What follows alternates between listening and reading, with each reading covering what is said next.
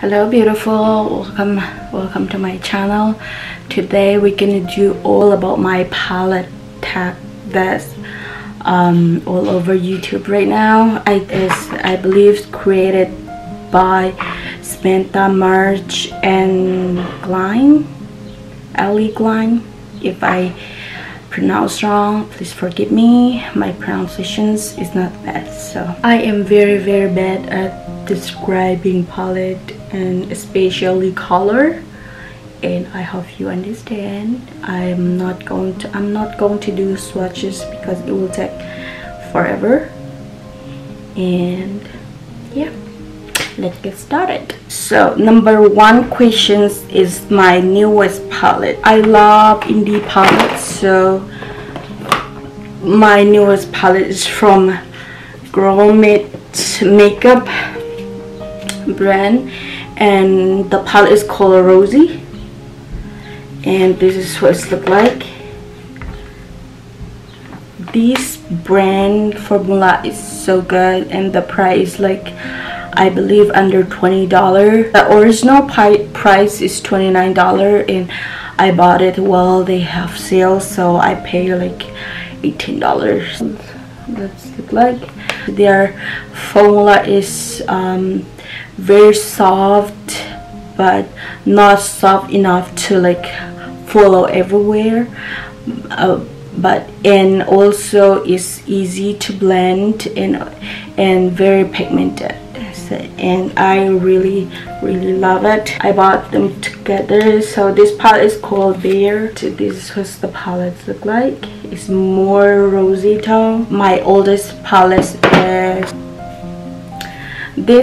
this palette is my first high-end palette, and this is the one and only palette that I pan on, almost pan on. So I like this color. While I was in school, I always do like a natural looks, and this is my go-to shade, and I really love it. I believe this is more than like 3 or 4 years old. I haven't used this for a long time. I think it's still good, but I'm not sure. I'm not gonna throw it away. This has a lot of memory, and this is my oldest palette. It's very dirty. The most expensive palette that I have is this Natashia Denona Safari palette, and originally this cost $120, but when they were on sale I bought it. I paid $65. It's still expensive for me, and this is all matte palettes, as you already know. I don't think I own all matte palette in my eyeshadow collections. I could be wrong because I have 10, and I haven't used it yet, but I heard a lot of good thing about this palette, and I'm really excited to use it. And that is my most expensive palette, and most affordable palette is from Wet n Wild 10 pan palette collections. I love these collections. If even it's not on sale, it's under $5, so it's pretty affordable. And I'm not, as right now, I'm not really into the small palette. So, and this is my most affordable palette that I have. I really love it. These are the palette that I put in my vanity and uses like going to church or stuff like that. And I really love this color scheme too, and I love purple, so these are my most favorite of these lines. I really have everyday palette, but for the sake of this video I am gonna name it these Glamlite masterpiece palette, because this is a very neutral palette with, and this can be used in everyday palette, and I really love this Glamlite palette. I used to really love Glamlite eyeshadow palette, but as right now they are more into food theme, so, and I'm not into food theme because I don't want my palette to look like food, and I want my palette to look like makeup, so it's just me. And I really love this palette. Pigmentations are great, and these like this shimmer, they are so beautiful. You can use as a topper or use it alone. It's so beautiful. Most colorful palette. I have many colorful palette, but I'm gonna choose this omolewa, I think the brand is called omolewa World Tour palette, and I have no idea why I bought this because look, I love the color scheme, but look at the glitter. These are all glitter. I'm not into glitter, especially pressed glitter, so no wonder I haven't used it. And this would be my most colorful rainbow palette. If you love glitter, no offense, it's cool, but everyone has different tastes and different opinion on other things, and it's just my views on glitter. I'm not into glitter, so that's that. My smallest palette would be this guy. Oh yeah, these palettes supposed to do for Huda Beauty, the 9 pan palette, and I don't have that palette, but these are not very good, and these are very cheap. But the reason that I don't mention in the most affordable, these the quality is lacking, as like the price like $3.99 something.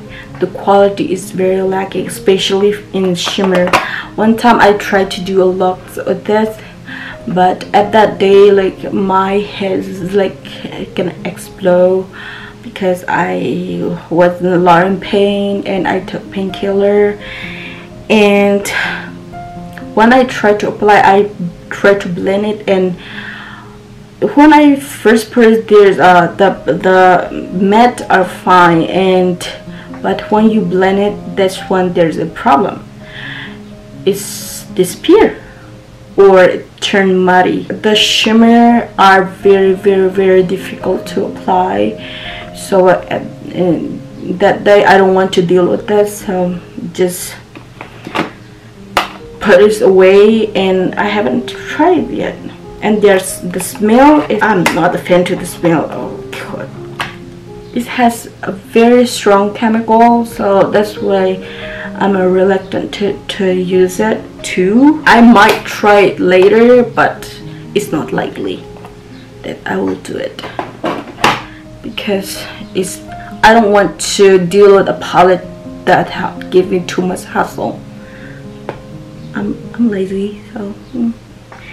And the biggest palette that I own, I have a lot of big palette, but it will be my morphexjames Charles palette, and this is also very colorful, but I don't want to choose the same palette, so that's why this will be my biggest palette. I love the palette has black and white color because like my skin tone sometimes, like the brown, a lot of time are not deep enough. When I try to like create a little bit smoky eyes look, it's not deep enough. And to use like brow bone highlight, I like to use like matte white color. That will be my biggest palette. The palettes that I have